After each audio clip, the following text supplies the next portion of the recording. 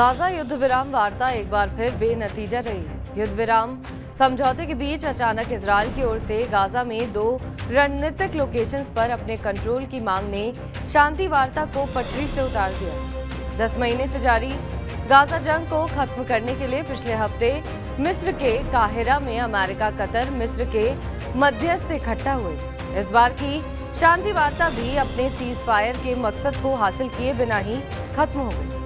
इस शांति वार्ता में उम्मीद की जा रही थी कि हमास और इजरायल के बीच इस बार सीज फायर और बंधकों की रिहाई के लिए समझौता हो जाएगा, लेकिन इस वार्ता में इजरायल ने अपनी नई शर्तें पेश की, जिसके बाद गाजा युद्ध विराम होते होते रह गया। इस शर्त को कुछ जानकारों ने युद्ध विराम की कोशिशों को नाकाम करने का इजरायल का प्रयास बताया है। इजरायल की ओर से कहा गया है कि उसको गाजा में 2 स्ट्रैटेजिक लोकेशंस पर अपना कंट्रोल चाहिए। ये लोकेशंस हैं फिलाडेल्फी कॉरिडोर और नेत्जारिम कॉरिडोर। इजरायल के पीएम नेतन्याहू ने साफ किया है कि इजरायल की सुरक्षा के लिए इन 2 कॉरिडोर पर उनका कंट्रोल जरूरी है। आखिर फिलाडेल्फी कॉरिडोर में ऐसा क्या है जो इजरायल इस पर किसी भी हाल में अपना कब्जा चाहता है? क्यों इसका आजाद रहना गाजा वासियों के लिए जरूरी है?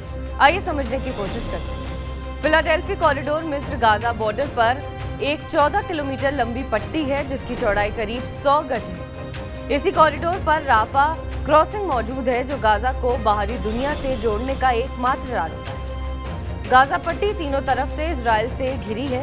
सिर्फ मिस्र की सीमा पर राफा क्रॉसिंग ही गाजा वासियों के गाजा से बाहर जाने या गाजा में मानवीय सहायता पहुंचाने और व्यापार के लिए एकमात्र रास्ता है। जानकार मानते हैं कि इस कॉरिडोर पर कब्जा करने का मतलब बिना पूरे गाजा पर कब्जा किए पूरे गाजा पर कब्जा करना।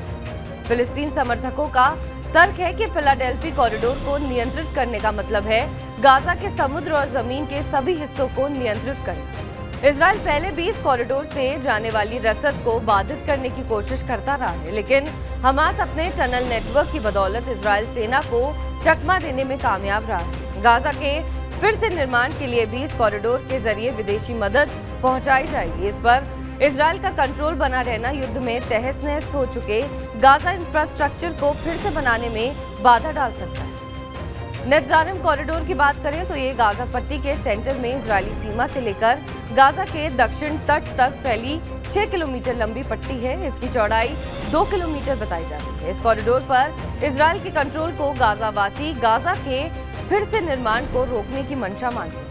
इस पर अपनी सेना को तैनात करने से इजरायल किसी भी समय गाजा को 2 हिस्सों में बांट सकता है। इजरायल की ओर से नई शर्तों को आश्चर्यजनक रूप से शामिल करने के बाद काहिरा में युद्ध विराम वार्ता लगभग पटरी से उतर गई। हालांकि अमेरिका का कहना है कि वे इसके लिए लगातार कोशिश कर रहा है। हमास ने जुलाई में पेश किए गए अमेरिकी राष्ट्रपति जो बाइडेन के शांति प्रस्ताव पर सहमति जताई थी। न तो राष्ट्रपति बाइडेन की 31 मई की स्पीच और न ही उसके बाद 11 जून के अमेरिकी सुरक्षा परिषद की ओर से ये पेश किए गए प्रस्ताव में इस मांग का जिक्र था। शांति के लिए चल रहे कूटनीतिक प्रयास का आधार अमेरिका का यही प्रस्ताव है। दोनों में ही गाजा में इजरायल सेना की स्थायी मौजूदगी का कोई पॉइंट नहीं जोड़ा गया। हमास शुरू से ही गाजा से इजरायल सेना की संपूर्ण वापसी की मांग करता रहा है और बिना संपूर्ण वापसी के किसी भी शांति प्रस्ताव को स्वीकार करने को तैयार नहीं। बहरहाल इस खबर पर आपका क्या कुछ कहना है, हमें कमेंट करके जरूर बताएं। बाकी देश और विदेश की तमाम बड़ी खबरों के लिए आप देखते रहें TV9 डिजिटल।